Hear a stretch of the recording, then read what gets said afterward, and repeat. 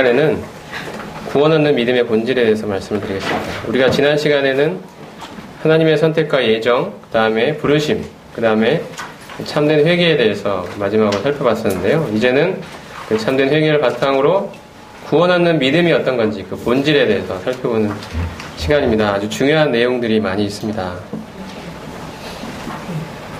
먼저 구원 얻는 믿음의 개념과 성격을 먼저 살펴보겠습니다.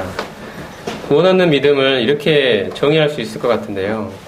나의 죄를 대속하기 위하여 십자가에 돌아가시고 부활하신 그리스도를 나의 구원자와 주인으로 전 인격적으로 받아들이는 것, 이것이 바로 구원 얻는 믿음의 정의라고 나름대로 생각을 해봤거든요. 이것이 성경적인 정의가 아닌가라는 생각을 해본 것입니다.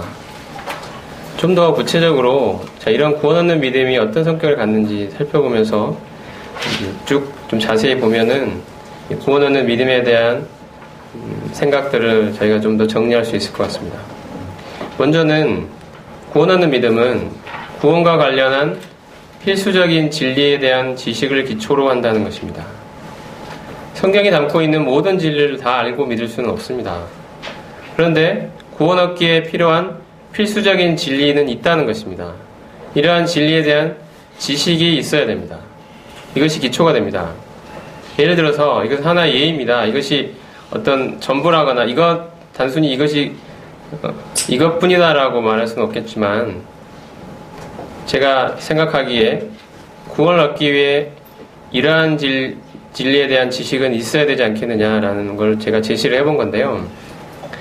하나님께서 자신을 만드신 창조주이시라는 이 진리에 대한 지식, 하나님 자신이 죄인이므로 죄에 대한 하나님의 심판과 형벌이 있다는 사실에 대한 지식, 우리 스스로 이러한 죄 문제를 해결할 수 없기 때문에 구원주가 절대적으로 필요하다는 이 사실, 오직 그리스도만이 나를 죄로부터 구원할 수 있는 분이라는 사실, 그리스도께서는 나의 과거와 현재와 미래의 모든 죄를 대속하셨다는 사실, 그리스도께서 이루신 속죄를 받아들일 때 죄 용서와 의롭다 하심을 얻게 된다는 이 사실, 그리고 그리스도는 나의 구원자와 주인이 되신다는 사실, 이러한 사실들에 대한 필수적인 지식이 있어야 된다고 생각합니다. 이러한 필수적인 지식이 기초가 됩니다.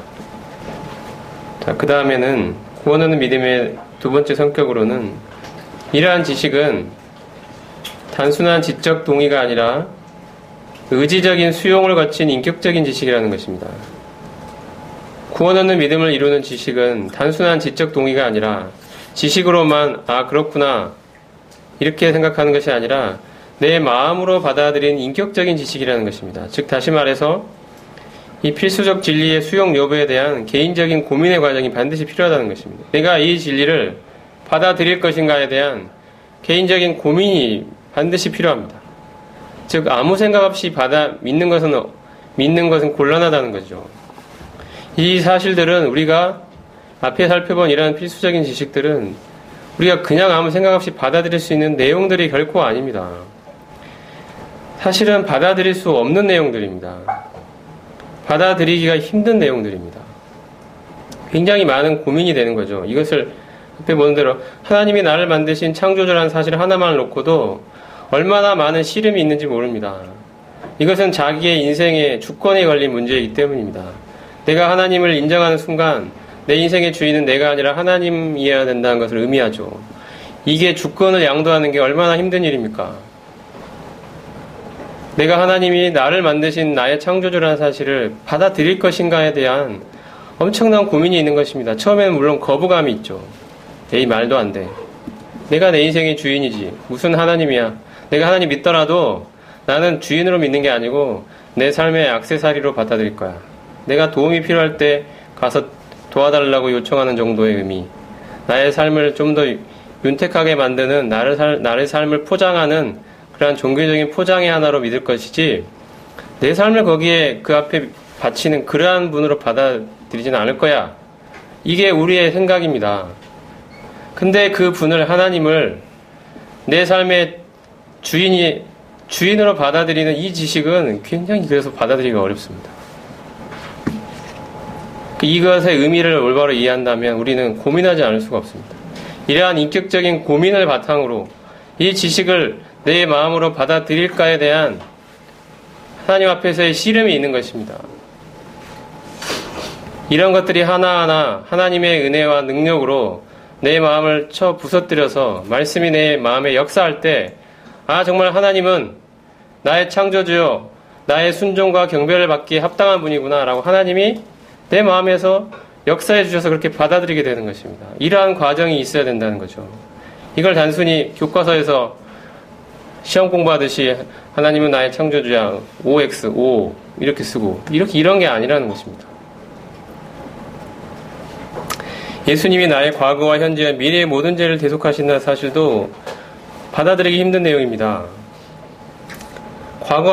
나이가 지은 옛날의 과거의 죄를 용서했다는 것은 어느 정도 이해는 되는데, 앞으로 내가 지을 앞으로의 죄까지 미리 다 용서했다?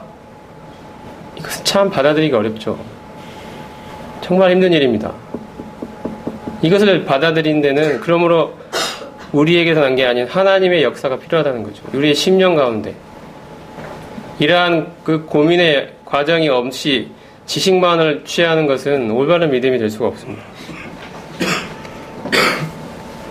구원에 관한 필수적인 진리를 자신 안에 주관적 확신으로 수용하는 것이 구원 얻는 믿음입니다. 나랑 상관없는 외부적인 그러한 진리가 아니라 내 자신에 관한 나의 개인적인 사실, 그 진실로 받아들이는 것을 말합니다. 이러한 과정들이 하나님 앞에서 반드시 거쳐야 되는 과정들입니다. 이 크기와 강도는 사람마다 다를 수 있지만 이러한 고민과 이런 수용의 과정이 없이 단순히 지식적으로만 받아들였다면 그것이 참된 구원 없는 믿음인가라는 것을 우리는 고민하지 않을 수 없습니다. 그 다음에 구원 얻는 믿음은 그리스도를 의지하는 신뢰와 헌신을 포함합니다. 구원 얻는 믿음은 자신에게서 눈을 돌려 구원을 위해 전적으로 그리스도를 의지하는 믿음입니다. 믿음은 영원한 속죄를 이루신 그리스도께 대한 신뢰와 헌신을 포함합니다. 단순한 지적 동의를 말하는 것이 아닙니다. 예를 들어서 실제 있었던 일이라고 하는데요. 나이아가라 폭포를 이렇게 줄타기를 해가지고 외줄타기를 해서 그 폭포를 이렇게 건너가는 그러한 능력을 가진 사람이 있었습니다. 굉장히 유명한 사람이었는데 어느 날 이 사람이 사람들을 모아놓고 그 폭포 앞에서 여러분 제가 이 나이아가라 폭포를 이 외줄타기를 해서 건너갈 것이라고 믿으십니까? 그랬으니까 사람들이 다 믿습니다 했어요. 박수를 치면서. 자, 그렇다면 정말 믿으신다면 내가 건너는 동안 내 등에 엎여서 같이 건너실 분 손들어 주십시오라고 했습니다. 아무도 손을 들지 않았습니다. 아무도. 믿는 걸까요, 그러면 그 사람들은? 사람들은 진짜 이 사람이 나이아가라 폭포를 안전하게 건널 것이라고 진짜 믿은 것입니까? 믿었다면 함께 가겠죠. 진짜 믿었다면. 믿은 게 아닙니다, 그건. 다 한 사람 손을 들었습니다. 그 사람의 절친한 친구. 그 사람이 나는 당신이 지금도 변함없이 이 나이아가라 폭포를 외줄타기를 해서 건너갈 수 있을 것이라고 저는 진짜 믿습니다. 하면서 그 사람 등에 엎여서 건너갔고요. 성공을 했습니다. 예수님을 믿는다는 것은 단순히 예수님이 이루신 그 사실에 대한 것을 지식적으로 받아들이는 것을 말하는 거 아닙니다.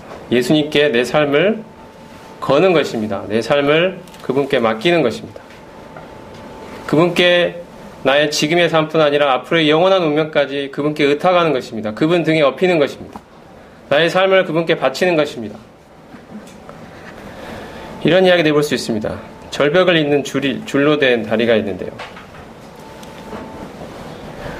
이 겉으로 보기에 굉장히 정말 위험해 보이는 다리입니다. 밑에는 천길 낭떠러지고요. 이 다리에게 문제만 다리다가 건너다가 끊어지기라도 하면 나는 죽을 수밖에 없는 그 다리가 하나 놓여 있습니다. 내가 이 다리가 안전하다는 그 지식이 여기 안내판이 있어요. 이 다리는 안전합니다. 믿고 건너십시오. 안내판이 있어요. 그리고 많은 사람들이 건넜다는 것도 자기가 들어서 알고 있는 이건 지식입니다.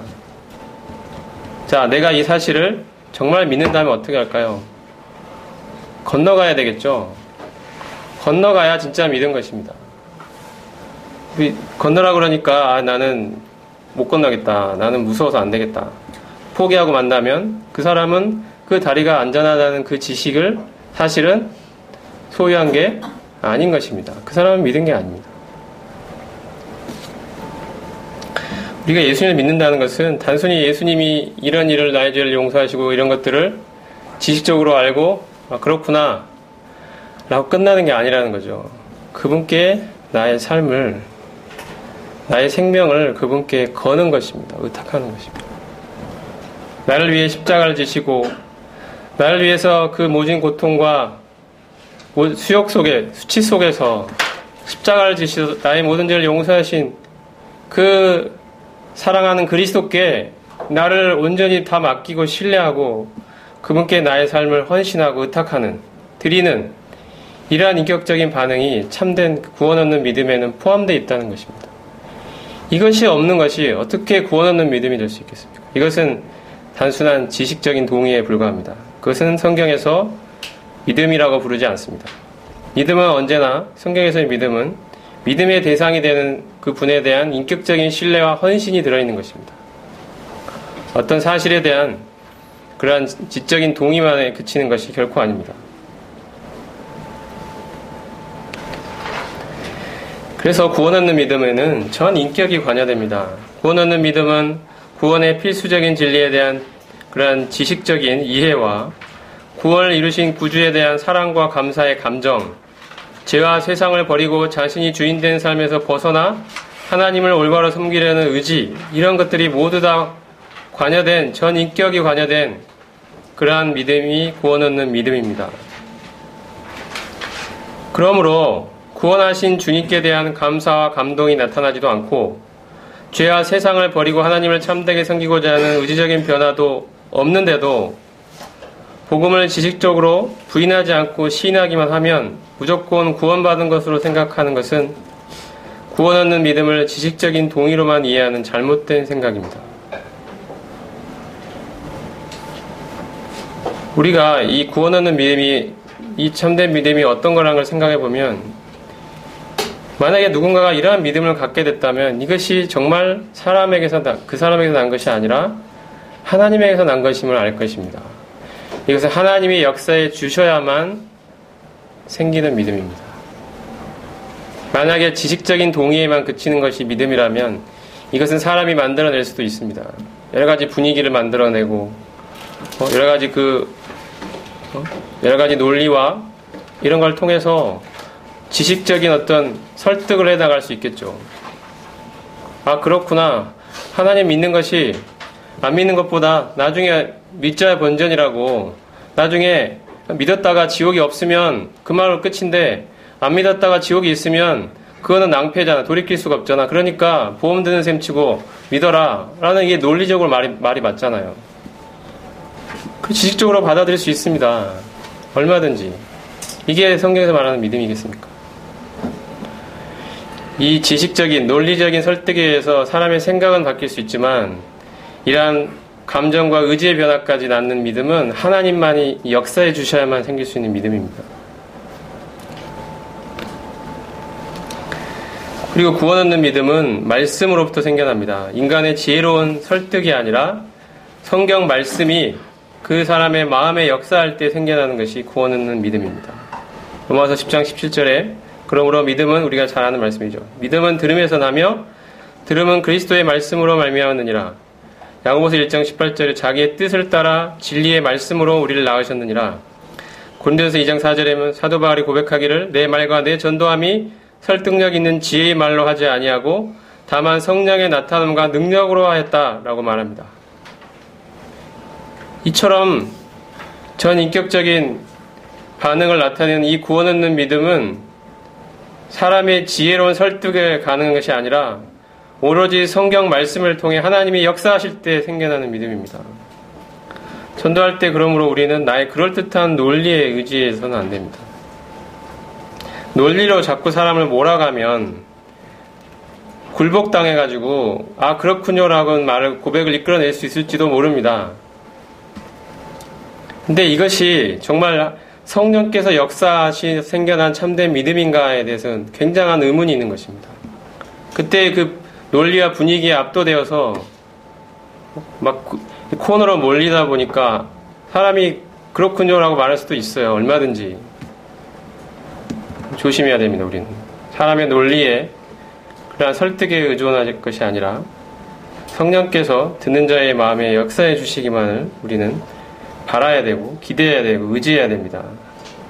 그 수단은 바로 성경 말씀입니다. 그러므로 우리는 전도할 때 이 성경 말씀을 이 복음 듣는 자로 하여금 읽게 하고 그 의미를 충분히 설명해 줘야 되는 책임이 있습니다. 이것이 하나님의 전도 방법입니다.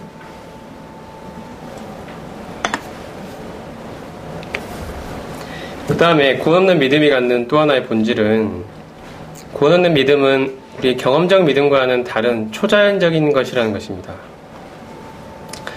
예를 들어서 어떤 사람들은 이렇게 이야기합니다. 우리가 살아가다가 보면 비행기를 탈 때 비행기의 안전을 믿고 타는 거 아니냐. 그런 것처럼 그런 마음으로 모든 삶에는 믿음이 필요하다. 예수님 믿는 것도 마찬가지다. 믿으면 나중에 지옥이 있으면 어떡할래. 예수님 믿으면 믿고 안전하게 살 수 있는 것이 아니냐. 믿음 없이 우리가 일생생활에서도 다 믿음이 바탕이 되어서 우리 행동을 하는 게 많다. 이 영적인 이 내세의 문제도 믿음을 바탕으로 행동을 해봐라. 우리가 기차를 탈 때도 안전하다니 믿으니까 타는 거 아니겠냐. 뭐 이런 거죠. 하지만 구원 없는 믿음은 살아가다 보면 자연스럽게 발휘하게 되는 믿음과 같지 않습니다. 이러한 일상생활의 믿음은 경험적 확률에 기초한 자연적인 믿음입니다. 이것은 확률입니다. 확률. 비행기는 떨어지죠. 기차는 사고가 납니다. 근데 그 확률이 굉장히 희소하다는 거죠. 우리가 갖는 믿음은 사실은 확률에 기초한 경험적 믿음일 뿐입니다. 하지만 구원 없는 믿음은 이와 같은 확률적 믿음이 아닙니다. 이것은 하나님이 주시는 초자연적인 믿음입니다. 경험에서 우러나오는 믿음이 아닙니다. 인간의 경험에 기초한 것이 아닙니다. 바랄 수 없는 중에 하나님의 말씀을 인격적으로 의지하는 본질을 가진 믿음입니다. 보이지 않는 창조주 하나님이 계시다는 이 사실을 우리가 어떻게 경험을 통해 믿을 수 있겠습니까? 나의 철저한 죄인됨과 하나님의 심판에 관한 이 사실을 우리가 어떻게 나의 일상의 경험을 통해 자연적인 믿음을 발휘할 수 있겠습니까? 예수님이 돌아가시고 부활하셨다는 사실이 어떻게 경험적으로 믿어질 수 있겠습니까? 이것은 우리의 인간의 경험으로는 도저히 받아들일 수 없는 사실입니다. 오직 하나님이 우리의 심령에 초자연적으로 역사해 주셨을 때 일어나는 하나님의 작품인 것입니다. 그러니 우리가 이런 믿음을 가졌다, 이게 내가 믿었다고 할 수 있겠습니까? 우리 생각하면 생각할수록 내가 예수님 믿은 것은 나로서는 도저히 믿을 수가 없었던 것입니다. 하나님이 역사해 주신 것입니다. 나의 이 완고한 심령에 역사해 주신 것입니다. 또한 구원 얻는 믿음은 하나님에게서 난 하나님의 선물입니다. 이것이 다 연결이 되어 있죠. 구원에 관한 진리들은 그 의미를 가지고 고민한다면 인간의 경험으로는 도저히 받아들일 수 없는 것들입니다. 그러므로 이러한 진리를 받아들이게 하는 성령의 역사가 없이는 올바른 의미에서 믿을 수 없는 진리들입니다. 고린도서 2장 14절에 보면 육에 속한 사람은 성령의 일을 받지 아니하느니 이는 그것들이 그에게는 어리석게 보이며 그러한 일은 영적으로라야 분별되기 때문이라고 말씀하고 있습니다. 고린도서 12장에도 성령으로 아니하거든 누구든지 예수를 주시라 할 수 없다 하고 말씀합니다. 그러므로 구원 얻는 믿음은 본질적으로 하나님의 선물이며 전도할 때 우리는 성령께서 복음을 듣는 자들의 심령에 역사해 주시기만을 철저히 의지할 수밖에 없습니다. 우리가 믿은 것도 하나님의 전적인 역사라는 사실을 알게 됩니다. 그 다음에 구원 얻는 믿음을 계속 살펴보고 있는데요. 구원 얻는 믿음의 핵심 내용이 무엇인지 보겠습니다. 그 믿음의 그 핵심 내용이 컨텐츠가 뭐냐는 거죠. 뭘 믿느냐는 겁니다. 뭘 믿을 때 아까 필수적인 진리를 살펴봤었는데 그 중에서 중요하다고 생각된 두 가지를 뽑아봤습니다. 먼저는 그리스도께서 나의 죄를 대속하셨다는 사실입니다. 그리스도께 나의 죄가 전가되고 옮겨지고 그리스도께서 나 대신 돌아가심으로써 나의 죄 문제가 해결되었다. 나의 죄가 덮어지고 하나님과의 관계가 회복되었다. 이 사실을 받아들이는 것입니다. 우리가 잘 알듯이 요한복음 1장 29절에 요한이 예수님을 향하여 보라 세상 죄를 지고 가는 하나님의 어린 양이라 말했습니다. 고린도서 5장 21절에 하나님이 죄를 알지도 못하신 이를 우리를 대신하여 죄로 삼으신 것은 우리로 하여금 그 안에서 하나님의 의가 되게 하려 하심이라고 말씀하고 있습니다. 갈라디아 1장에도 그리스도께서 하나님 곧 우리 아버지의 뜻을 따라 이 악한 세대에서 우리를 건지시려고 우리 죄를 대속하기 위하여 자기 몸을 주셨다. 베드로전서 3장에는 그리스도께서도 단번에 죄를 위하여 죽으사 의인으로서 불의한 자를 대신하였으니 이는 우리를 하나님 앞으로 인도하려 하심이라고 말합니다. 이 사실과 함께 이러한 그리스도의 속죄는 영원한 속죄라는 사실을 믿는 믿음이 필요합니다. 그리스도께서는 단번에 자신을 들여 영원한 속죄를 이루셨다. 우리가 잘 아는 내용이죠. 이것은 영원한 속죄로 인해 나는 나의 과거와 현재와 미래의 모든 죄가 단번에 사해졌다는 사실을 알게 됩니다. 우리가 잘 아는 히브리서 9장과 10장에는 영원한 속죄에 관한 말씀들이 기록되어 있습니다. 염소와 송아지의 피로 아니하고 오직 자기의 피로 영원한 속죄를 이루셔 단번에 성소에 들어가셨다. 오직 그리스도는 죄를 위하여 한 영원한 제사를 드리셨다. 그가 거룩하게 된 자들을 한 번의 제사로 영원히 온전하게 하셨다. 또 그들의 죄와 그들의 불법을 내가 다시 기억하지 아니하리라 하셨으니 이것을 사하셨은즉 다시 죄를 위하여 제사 드릴 것이 없느니라. 이렇게 말씀하고 있습니다. 이러한 것들이 구원 얻는 믿음의 핵심 내용이라고 할 수가 있습니다. 다음으로는 구원 얻는 믿음의 대상이 되시는 그리스도를 살펴보겠습니다. 우리가 믿는 대상이 되시는 그리스도. 좀 전에 우리가 믿는 믿음의 내용이었고요. 우리가 이제 믿는 믿음의 대상이 되시는 그리스도입니다. 구원자와 주인이 되신다는 사실이 중요합니다. 예수님은 단순한 구원자에 그치시는 게 아니라 예수님은 구원자이실 뿐 아니라 우리의 주인이시로 믿는 것입니다. 고린도서 4장에 보면 우리는 우리를 전파하는 것이 아니라 오직 그리스도 예수의 주 되신 것을 전파한다 이렇게 말합니다. 사도 바울이 전하는 복음의 내용은 무엇이었냐? 바로 예수님이 우리의 주인이라는 걸 전파했다는 것입니다. 주인. 예수님이야말로 우리의 삶의 주인이다라고 전파했다. 이것이 사도 바울이 전했던 복음입니다. 사도 바울은 복음을 전할 때 그리스도의 구원자 되신 뿐 아니라 그리스도의 주인 되심을 분명히 전파했습니다. 우리가 믿는 그리스도에게서 그분의 구원자 되심과 주인 되심은 분리될 수가 없습니다. 그분은 한 인격이시기 때문입니다. 우리는 믿을 때 구원자 되심만 믿고 구원받기에는 구원자 되심만 믿으면 되고 구원 얻은 이후에 제자로서 살아가기 위해서 그때서야 비로소 주인 되심을 받아들일 수도 있고 어떠한 성도는 또 받아들이지도 않고 하는 것이냐? 아니라는 것입니다.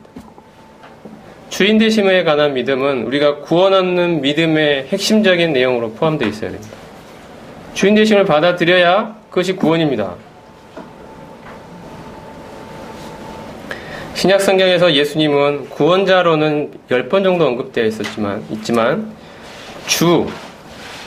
주님으로는 주인으로는 747번 언급되어 있고요.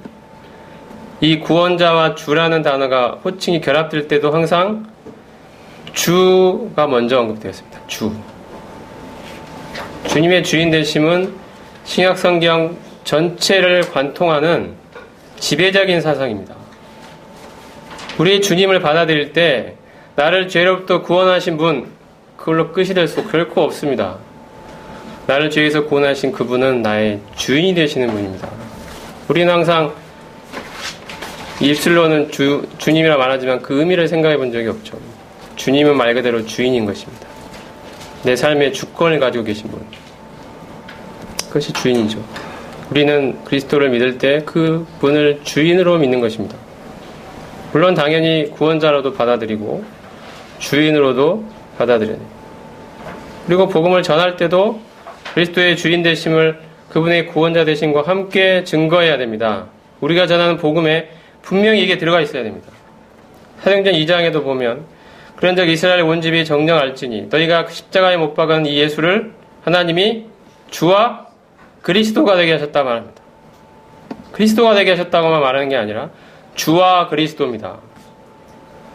혹은 줄여서 주 예수 그리스도가 됩니다. 우리 주 예수 그리스도. 우리의 주인이신 예수 그리스도죠. 로마서 10장에도 보면 네가 만일 내 입으로 예수를 주로 시인하며 주인으로 고백하며 또 하나님께서 그를 죽은 자 가운데 살리신 것을 마음에 믿으면 구원을 얻으리니, 우리의 구원 얻는 믿음에는 그분을 나의 주인으로 고백하는 그 고백이 들어가 있어야 됩니다. 그래야 구원입니다. 제 이야기가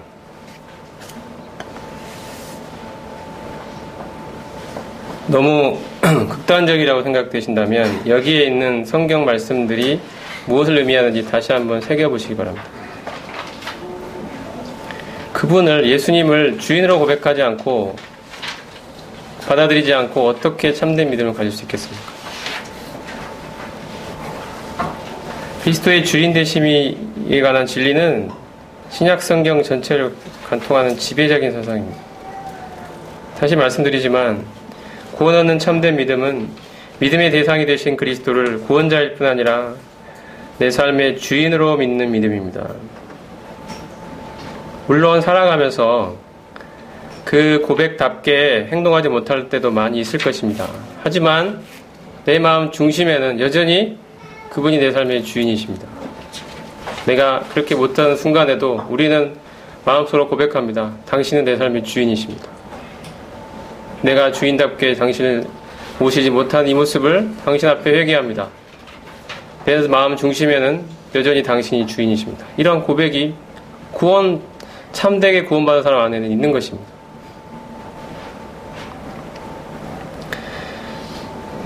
또 한 가지 언급할 수 있는 실제적인 내용들은 우리가 구원받을 때, 믿을 때 그리스도의 주인 되심이라는 이러한 표현을 이 표현 그대로 명시적으로 듣고 믿은 것이 아닐지라도 그리스도를 삶의 중심에 최고로 모시는 헌신과 순종의 태도를 가졌다면 그는 실제로 그리스도의 주인 되심을 받아들인 것으로 볼 수 있다는 것입니다. 이것은 저의 견해입니다.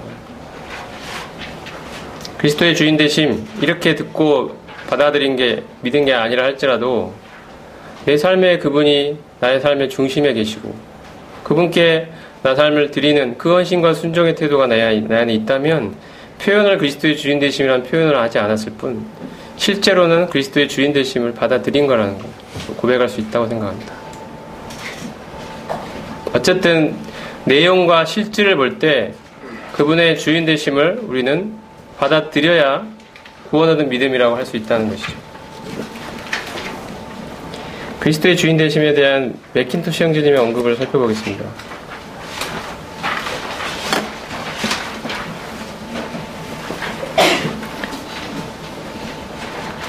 우리의 주인이요 구원자이신 예수 그리스도를 섬기는 복된 섬김이야말로 완전한 자유이다. 그리스도인들이 그리스도의 주인 되심에 관한 진리를 가르침받는 것이 아주 중요하다. 우리는 이러한 진리가 잘 이해되지 못하고 있다는 사실이 두렵다. 신약 성경을 열어보면 거의 모든 곳마다 이 사실을 증거하고 있다. 하나님께서 예수를 주와 그리스도가 되게 하셨느니라. 우리의 주 곧 저희와 우리의 주 되신 예수 그리스도. 너희는 주 그리스도를 섬기느니라. 하지만 우리가 이렇게 충성스럽지 못한 모습과 미신적인 신앙이 빠르게 퍼져가고 있는 이러한 시대적 조류에 맞서고자 한다면 지금 겉으로 신앙을 고백하는 교회의 상태가 어떠한지 질문해 보아야 할 것이다. 그들의 복음 증거는 빈약하고 얕은 상태에 있다. 그들은 복음적이라고 하지만 나태하고 세속적이며 자기 뜻대로 살고 있다. 그들의 복음은 희석된 복음이다. 그들의 복음은 힘과 권위와 영광을 잃어버렸다. 그러한 복음은 듣는 자의 귀에 책임이라는 단어를 말하는 것을 달가워하지 않으며 그리스도의 주인 되심에 대한 요구를 인정하려 들지 않는다. 이러한 복음의 가르침에 따르면 의무나 요구, 책임과 같은 단어들은 율법주의의 냄새가 난다고 한다. 독자들이여, 이러한 모습은 참으로 잘못된 것임을 확신하기 바란다. 우리는 이것과는 아주 다른 복음을 원한다. 우리는 구원자와 주인이라는 이 두 가지 단어가 끊을 수 없게 서로 연결되어 있는 복음을 원한다. 우리는 귀신 들렸다가 구출받은 사람처럼 우리의 구원자이자 동시에 우리의 주인이신 복된 분의 발 앞에 앉아있기를 원한다. 이것이 맥킨토시 형제님의 분명한 언급입니다. 그리스도의 주인 되심. 이것이 우리의 복음의 핵심 내용 가운데 하나라는 것이죠. 우리가 믿는 그리스도는 우리의 구원자이자 바로 동시에 우리의 주인이시라는 것입니다. 그러므로 우리는 그분의 주인 되심 앞에 굴복하며 그분의 주인 되심을 받아들여야 될 책임이 있는 존재들입니다. 이것이 율법주의가 아니라는 것입니다. 이것이 참된 복음입니다.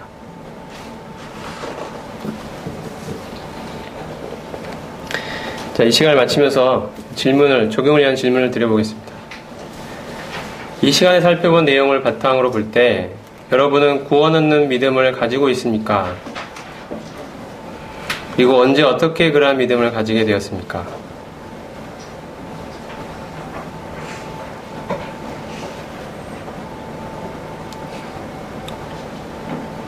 그리고 구원 얻는 믿음에 관해 이 시간에 살펴본 내용은 여러분의 앞으로의 복음 전도에 어떤 영향을 줄 것이라 생각합니까? 이러한 질문들을 단순히 흘려보내지 마시고 하나님 앞에서 스스로에게 물어보시고 답해보시기 바랍니다. 과연 나는 구원 얻는 믿음이 있는지, 언제 어떻게 그걸 갖게 됐는지, 앞으로 나의 복음 전도에는 어떠한 변화가 있어야 될 것인지, 이런 것들을 스스로 질문해 보시면 좋을 것 같습니다. 기도하고 마치겠습니다.